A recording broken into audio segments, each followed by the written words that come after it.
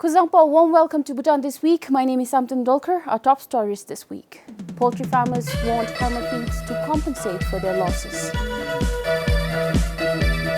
Bhutanese red rice and honey a hit at the World Expo. And trout farm in Ha struggles to meet demand. Now the news in detail. Poultry farmers are now asking for compensation after thousands of chickens across the country died, most probably due to contaminated feed. Karma Feeds, who supply the feed, has been recalling the product. The company would also provide farmers with new batches of feed for free. But farmers said that is not enough to cover the losses.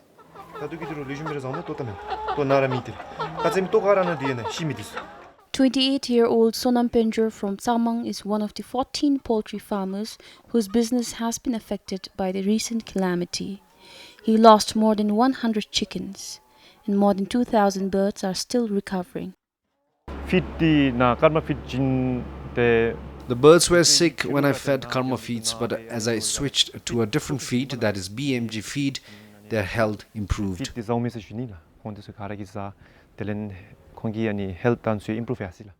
Sonam says that the recent incident has cost him a huge loss since there's a drastic drop in egg production. Before, from 20,000 liters worth of eggs every day, he could collect only 2 eggs in a week now. It's easier to recall the feeds, but the poultry farmers have incurred huge losses. So who will bear the loss? We have also a loan to pay.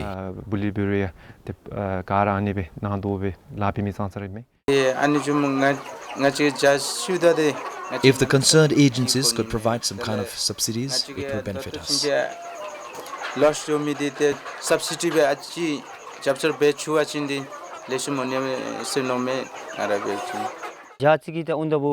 I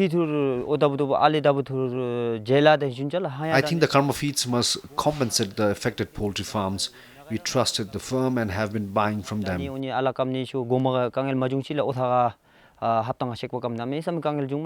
Earlier, the company said they have not yet decided anything on the compensation. With common infectious diseases ruled out, the livestock department will soon send the samples abroad to test. For Sonam Tsring in Mongar, Samton Dolkar, BBS News. The pandemic has helped in promoting domestic tourism.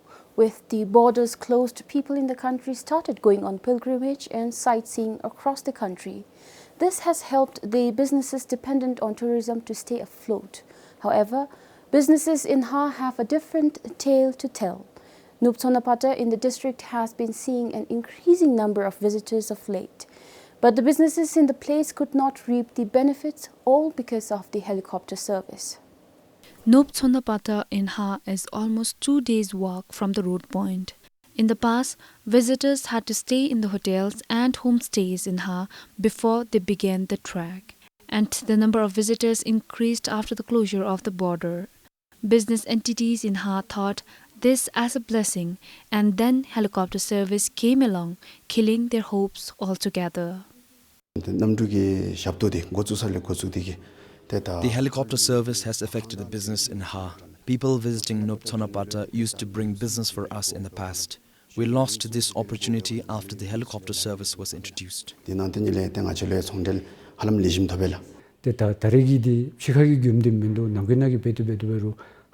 Ha is a small district. There are not many visitors too. After the helicopter service was started, our business went downhill.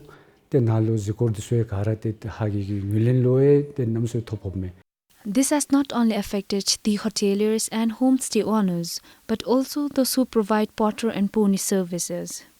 In the past, visitors used our services. They asked for porter and pony to go to places. But the lockdowns and then the helicopter service ruined our businesses.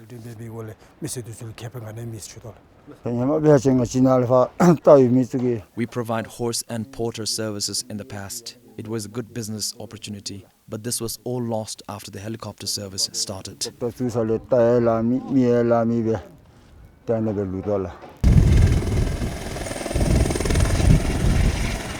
According to the residents, if the helicopter service continues even after the country reopens to international tourists, they fear there would be no foreign visitors staying in Ha. Helicopter service the Chili Blue. Tourists can afford the helicopter service. They will go for it. So tourism will not benefit Ha if this service continues.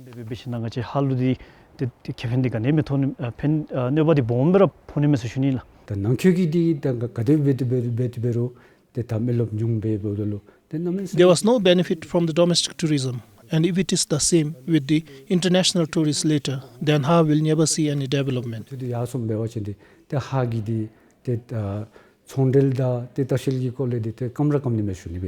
They have even requested the Dzongkhag administration to intervene.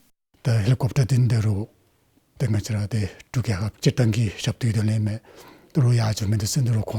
Although the helicopter service has benefited the country at large, we have received complaints from people here about its adverse effect on the business. But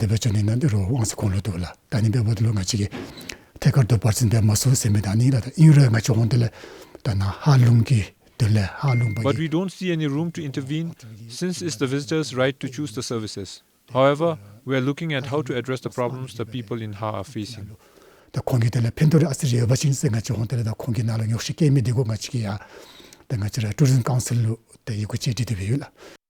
However, the helicopter service is benefiting the elderly and people living with disabilities to reach such faraway sites. The helicopter service is also helping the Jigme Gesar Strict Nature Reserve in preserving the endangered species. Nop Tsonapata falls under this protected area. According to officials, since visitors are now taking helicopter rides, there is no danger of them harming the animals and plants on the way.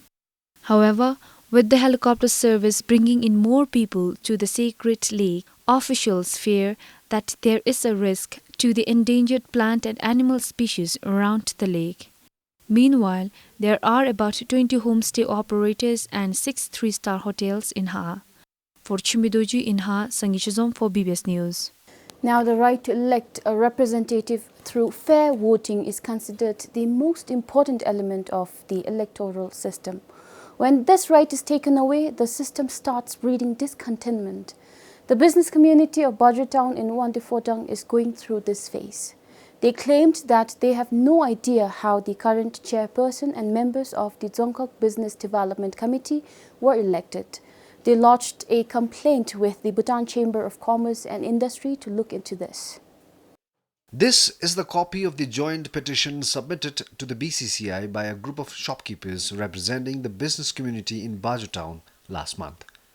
According to the petition, the former representative of the town was elected as the chairperson of the Dzongkhag Business Development Committee with 7 members earlier in May this year. They alleged that this was done without the consent of the business community. They again wrote to the BCCI on the 29th of last month. They asked the BCCI to revoke the election, alleging favoritism and malpractice surrounding the election of the current representatives.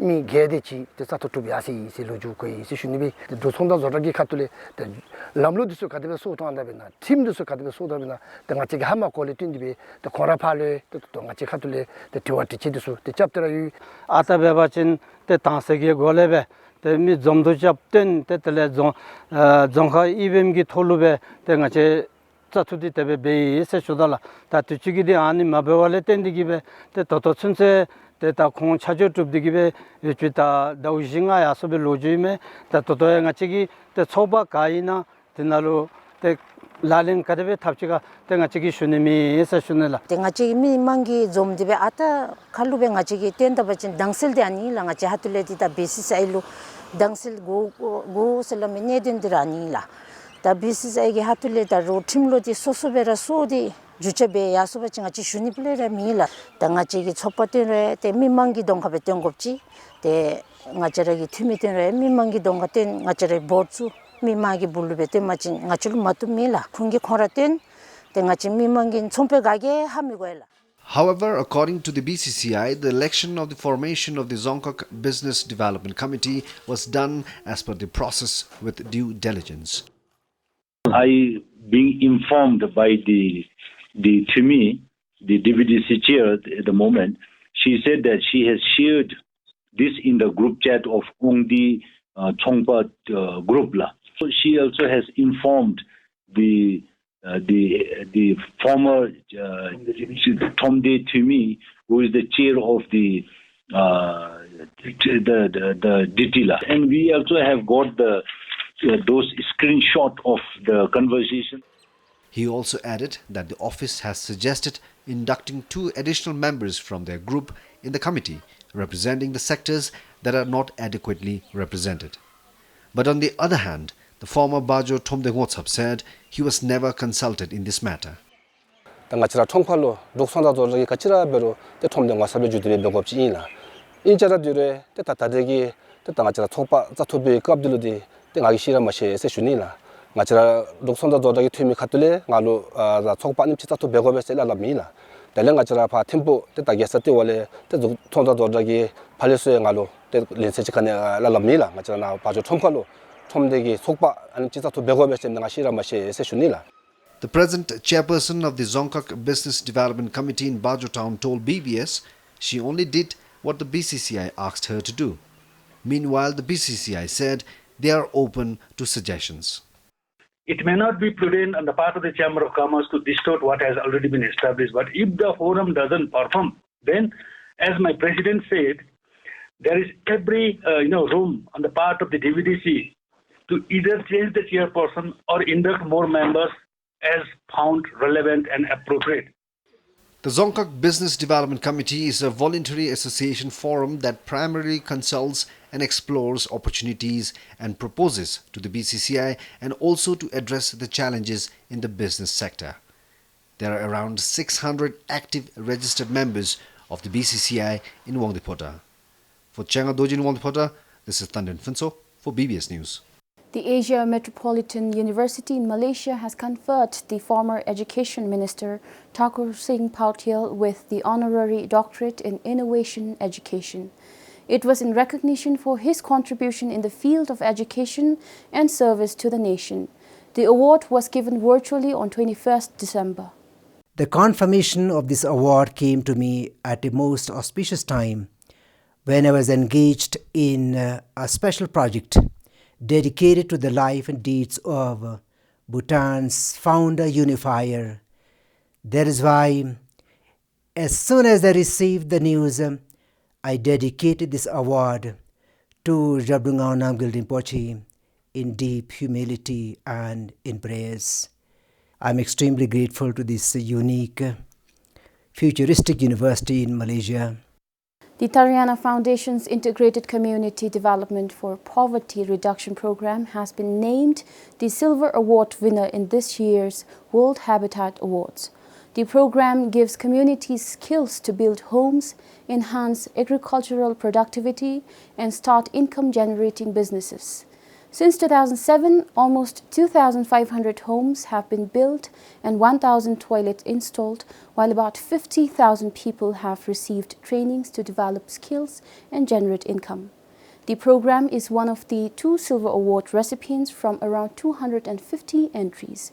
The World Habitat Awards recognizes and highlights innovative, outstanding and revolutionary housing ideas, projects and programs from around the world. Now, the Bhutanese red rice and honey have been attracting the most people at the ongoing World Expo in Dubai. The 2 products are among more than 100 other items being displayed by the Bhutan Pavilion at the Expo. Bhutan is among almost 200 countries taking part in the Expo, which started from 1st October and will continue till the end of March next year. The Bhutanese products on display include cultural artifacts, traditional garments, organic products and contemporary art and craft. Among them, the red rice and the high-altitude honey are the best-selling products according to officials at the Bhutanese pavilion. The honey, which is harvested from Bhutan, is being sold at about 400 ngultrum for 240 grams. And a kilogram of the red rice from Peru cost about 190 ngultrum. According to the pavilion director, there are around 125 CSI products on display at the Bhutan pavilion. The moment the visitors enter our pavilion, they are very much happy to see the panel of the gross national happiness, and they would say the happiest country in the world. So basically, here we've been promoting tourism, and the best product from the agro-based product would be the rice, honey. She added, people are also eager to visit Bhutan once the situation improves. On the services, it's tourism. And also there are few business entrepreneurs who walk into our pavilion and discuss on the FDI, how they would want to go to Bhutan, how is it possible to invest in Bhutan. She said the Bhutanese pavilion is seeing thousands of visitors every day.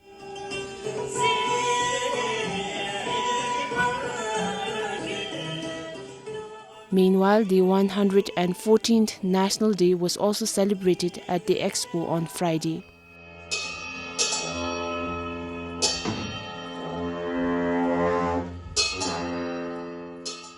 The World Expo is an international exhibition held every 5 years, providing a platform to showcase the greatest innovations that have shaped the world so far.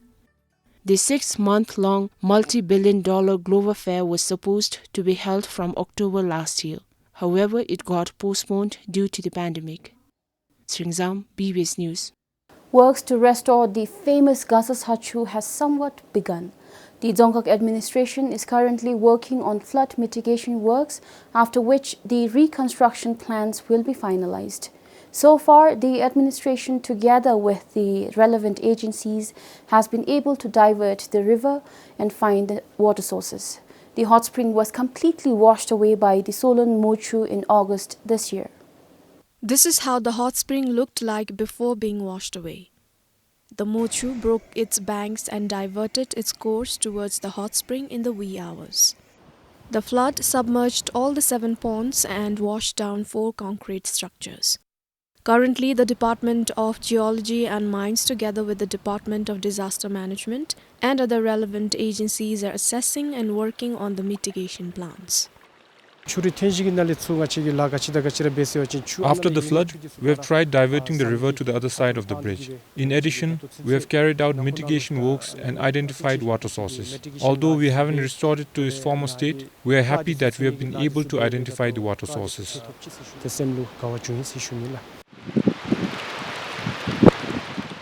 Meanwhile, the Dzongkhag administration found out that people were soaking in temporary ponds near the spring site, but the office immediately restricted people from visiting the place.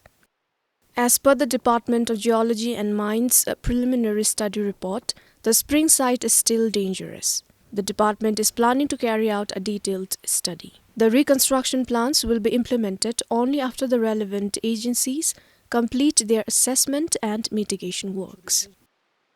Currently, we do not have a proper layout of the budget for the hot springs restoration works, as the relevant agencies are still assessing and mitigating the site. We will put up the budget accordingly after the mitigation and assessment works are complete. And since the hot spring holds a great significance, I am hoping the government will support the restoration efforts. The Gaza statue is one of the most popular hot springs in the country and is frequented by a swelling number of visitors every year. The hot spring is believed to cure skin problems, joint pains and digestive disorders, among others. For Sonam Tenzin in Gaza, Sonam Pem for BBS News. Now, despite the increasing fish farming business in the country, Bhutan still imports tons of fish to meet the demand. As per the National Statistics Bureau, the price of fish also rose by more than 21% this year. Aimed at reducing the import and meeting the demand from local farms, the National Research Center for Riverine and Lake Fisheries in Ha started rearing trout in 2015. However, even after 6 years, it is struggling to meet the demand. After a detailed research on the species on fish with high productivity in cold places, the center started rearing trout. Today, the Department of Livestock in Ha produces about 2 tons of trout every week and supplies in Ha, Paro and Thimphu. We are not able to supply the fish across the country mainly because we don't have enough private farms. It has been just about 6 years since we began and we still need a lot of private trout farms. According to the center, trout farming has not progressed much due to religious sentiments. However, the center is trying to promote trout farming through various business models. To encourage more people to rear the fish, we will provide financial support to interested individuals, construct fish ponds, and also provide fish eggs and feed for about a year. The center imports fish eggs from Denmark and produces fingerlings in the farm. The fingerlings are then supplied to the Department of Livestock, which then rears the fish for consumption. Of about 75 fish farms in the country, only 3 in Ha and 1 in Paro rear trout. The National Research Center for Riverine and Lake Fisheries in Ha was established in 2005 to promote and develop cold water fishery resources in northern and central Bhutan. For Chimidoji in Ha, this is Tandon Finso for BBS News. The National Day is special every year. While some get lucky on that day, some are recognized for their dedicated service to the nation. And for a group of people in Buli of Shemgang, words fall short to describe their feelings. Some had their visions restored after they underwent cataract surgeries on that day. Eye specialists from Thimphu were in Buli for a week-long eye camp recently.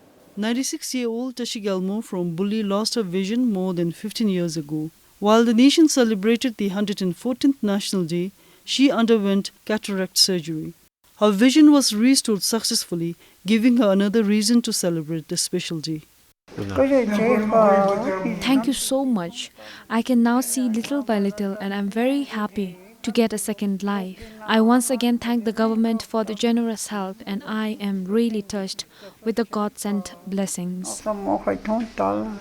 Her son Karma Wangda said they tried several times to take her to Thimphu for the same surgery, but she refused to go. It has been about 15 to 20 years that she went blind. Due to her old age and fear of car sickness, she refused to go. But today, with the help of our hospital staff and doctors from Thimphu, my mother has gained her eyesight and I wholeheartedly thank everyone involved in this camp. Similarly, many people who visited the eye camp were happy with the outcome. I am happy that I can clearly see now and I am blessed by His Majesty's Kiddu. I feel everything will be fine now. My visions are clearer now with the help of His Majesty's blessing. I am thankful to His Majesty and I wish His Majesty a long life. Doctors said a common cause of blindness in older people can be surgically corrected if they seek help. The camp not only treated those who registered in advance but also walk-in patients.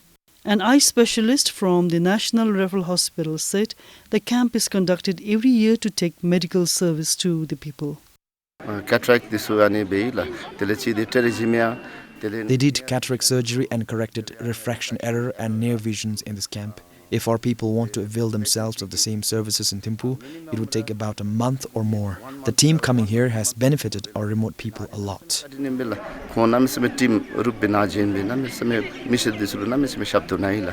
During the week-long eye camp, the team comprising of 2 senior ophthalmologists and technicians treated more than 800 patients. The camp ended on Friday, leaving many happy and looking forward literally to their lives ahead.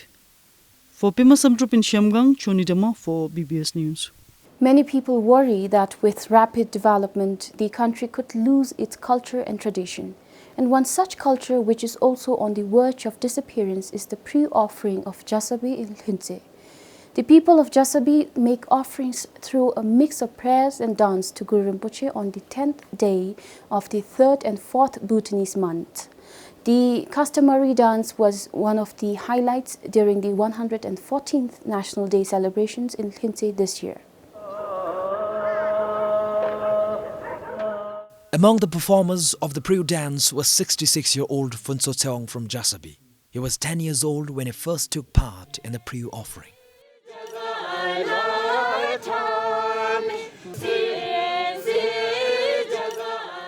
During the offering, apart from the prayers by lams and monks, the villagers make as many as 9 different religious offerings.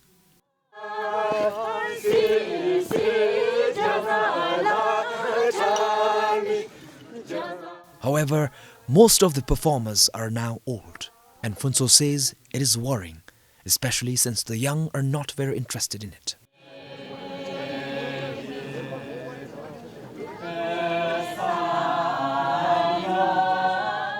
Life is uncertain. If something happens to me, this could as well get buried with me. I urge everyone to practice the culture diligently at all times. Villagers are also of the view that the natives of Jasavi living in urban areas can help in preserving their Priyu culture by first coming to attend the annual festival. If all the people who observe the festival arrive here a few days before the festival, it would be beneficial. Every family is just left with a few old people. Most of the youth live far away, and this affects the festival. I think it is time we call them here during the festival. On the other hand, the Dzongkhag Culture Office is doing its part to preserve and promote such indigenous festivals. We try every way possible to keep a record of such festivals when it is quite vibrant now.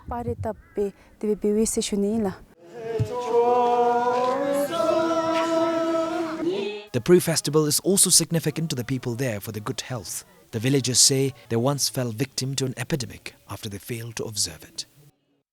For Dojugetse in Hlunsi, this is Chiku for BBS News. And that is an end to our weekly bulletin. Thank you for joining us. Goodbye.